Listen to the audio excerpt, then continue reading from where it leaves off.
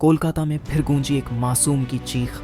South Kolkata law college, जहां कानून सिखाया जाता है, वहीं 24 साल की एक छात्रा के साथ कॉलेज के गार्ड रूम में दुष्कर्म हुआ। ये सिर्फ एक केस नहीं है, ये हमारे पूरे सिस्टम पर एक तमाचा है। मुख्य आरोपी टीएमसीपी का छात्र नेता मनोजीत मिश्रा, एक ऐसा नाम जिसकी पहुंच इतनी ऊपर तक है कि पूरा सिस्टम बस चुप होकर तमाशा देखता रहा। ध्यान दीजिए कि सीसीटीवी फुटेज में सारी दरिंदगी कैद है, और जब पीड़िता ने अपनी आपबीती सुनाई तो पूरा कॉलेज, पूरा शहर सन्न रह गया। अब सवाल उठता है, कॉलेज जैसी सुरक्षित जगह में ऐसा कैसे हुआ? गेट बंद करवाया गया, गार्ड पास में खड़ा था, लेकिन उसने कुछ नहीं किया। और यहाँ एक नया मोड़ आता है। इस घटना में 2 और छात्र, जैद अहमद और प्रमित मुखर्जी, शामिल थे। ये सब कुछ देखते रहे, लेकिन किसी ने कुछ नहीं कहा। सोचिए, क्या लड़कियां अब कॉलेज में भी सुरक्षित नहीं हैं? इस रिपोर्ट में हम 3D एनिमेशन की मदद से आपको दिखाएंगे कि उस दिन क्या क्या हुआ था, कौन कौन इसमें शामिल था और अब तक कितने आरोपी पुलिस की गिरफ्त में हैं। हर एक सेकंड आपको अंदर तक झकोर देगा, तो वीडियो को आखिर तक जरूर देखिए। 25 जून 2025 की दोपहर साउथ कोलकाता लॉ कॉलेज में एक 24 साल की छात्रा अपने परीक्षा फॉर्म जमा करने गई थी। सब कुछ सामान्य लग रहा था, लेकिन तभी कहानी में एक नया ट्विस्ट आता है। मुख्य आरोपी मनोजीत मिश्रा, जो तृणमूल कांग्रेस छात्र परिषद टीएमसीपी का पूर्व छात्र नेता और कॉलेज का पुराना छात्र है, ने उसे वॉशरूम के पास ले जाकर पहले प्रपोज किया, लेकिन लड़की ने मना कर दिया।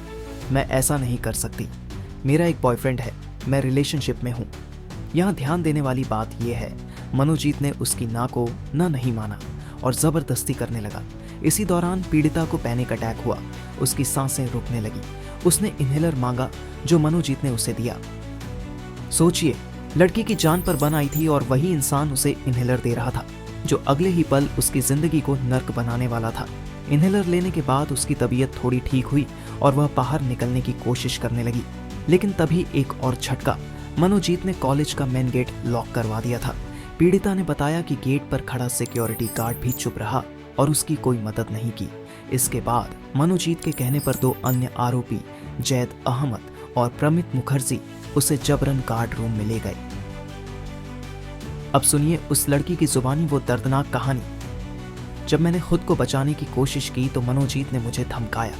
उसने कहा कि वह मेरे बॉयफ्रेंड को मार देगा और मेरे मम्मी पापा को झूठे केस में फंसा देगा। उसके दौरान मेरे 2 वीडियो बनाए और मुझे दिखाए। धमकी दी कि अगर मैं उसकी बात नहीं मानी तो वीडियो वायरल कर देगा। जब मनोजीत मेरा साथ दुष्कर्म कर रहा था, जैद और प्रमित बाहर खड़े सब देख रहे थे। मेरे सिर पर बहुत चोट लगी। उसने मुझे हॉकी स्टिक से मारने की कोशिश की। मैंने हार मान ली और खुद को लाश की तरह छोड़ दिया।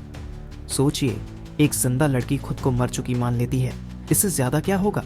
रात 10:50 पर वह गार्ड रूम से बाहर निकली, अपने पापा को कॉल किया और सारी बात बताई। पहले वह डर रही थी, लेकिन बाद में हिम्मत जुटाकर उसने पुलिस में एफआईआर दर्ज की। अब यहाँ से मामला तेजी पकड़ता है। शिकायत मिलते ही कोलकाता पुलिस ने फौरन एक्शन लिया। 26 जून को मनोजीत मिश्रा और जैद अहमद को गिरफ्तार किया गया। 27 जून को प्रमित मुखर्जी को उनके घर से पकड़ा गया। 28 जून को कॉलेज के 55 साल के सिक्योरिटी गार्ड पिनाकी बनर्जी को भी अरेस्ट किया गया, क्योंकि वह घटना के समय ड्यूटी पर था, लेकिन उसने कुछ नहीं किया। पुलिस ने कॉलेज के सीसीटीवी फुटेज चेक किए, जिसमें 25 जून की दोपहर 3:30 से रात तक की घटनाएं शामिल है। 10:50 तक की 7 घंटे की रिकॉर्डिंग थी। इस फुटेज में पीड़िता को गार्ड रूम में जबरन ले जाते हुए देखा गया, जो उसकी शिकायत से मिलता जुलता है। एक पुलिस अधिकारी ने बताया, सीसीटीवी से गैंगरेप की पुष्टि हुई है। मेडिकल जांच में भी पीड़िता के शरीर पर काटने के निशान, खरोंच और गंभीर चोटें मिली। अब सोचिए, कोई सबूत नहीं, कोई गवाह नहीं वाली बहानेबाजी यहाँ चल नहीं सकती। पुलिस ने आरोपियों के फोन जब्त किए हैं और जांच कर रही है कि क्या वीडियो किसी और को भेजा गया। इस मामले की गंभीरता को देखते हुए एक 5 सदस्यीय स्पेशल इन्वेस्टिगेशन टीम SIT बनाई गई है, जिसे assistant commissioner Pradeep Kumar Ghoshal lead कर रहे हैं। चारों आरोपी 1 जुलाई 2025 तक पुलिस हिरासत में है। अब जानिए कौन है ये आरोपी। मनोजीत मिश्रा, 31 साल का, साउथ कोलकाता लॉ कॉलेज का पूर्व छात्र और टीएमसीपी का पुराना छात्र नेता। 2012 में वह स्टूडेंट यूनियन का जनरल सेक्रेटरी था। अभी वह अलीपुर डिस्ट्रिक्ट कोर्ट में वकील है और कॉलेज में कॉन्ट्रैक्ट पर ऑफिस का काम करता था।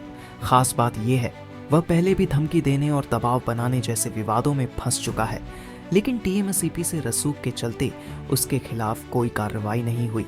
जैब अहमद 19 साल का, टॉक्सिया का रहने वाला।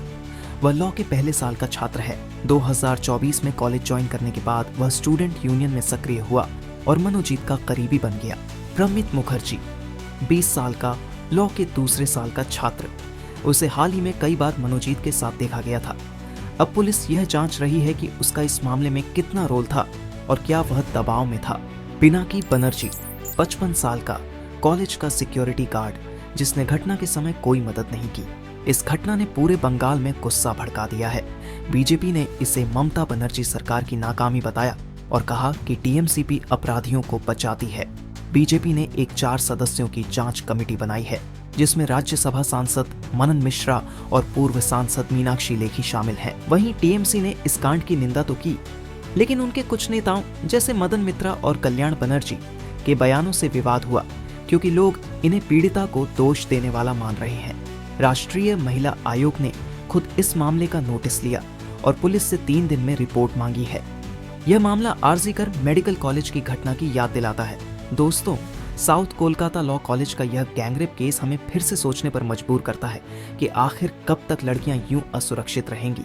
एक लॉ कॉलेज जहां भविष्य के वकील बनते हैं, वहां ऐसी घटना शर्मनाक नहीं बल्कि भयावह है। हमारी मांग है कि इस मामले की तेजी से और निष्पक्ष जांच हो, दोषियों को सख्त सजा मिले और कॉलेजों में सीसीटीवी सिक्योरिटी जैसे कदम उठाए जाएं। आप इस बारे में क्या सोचते हैं? हमें कमेंट्स में जरूर बताएं। अगर आपको यह वीडियो पसंद आया और लगता है कि न्याय मिलना चाहिए तो इसे लाइक करें, शेयर करें और सब्सक्राइब करें। बेल आइकन जरूर दबाएं ताकि ऐसी खबरें आप तक सबसे पहले पहुंचे। धन्यवाद।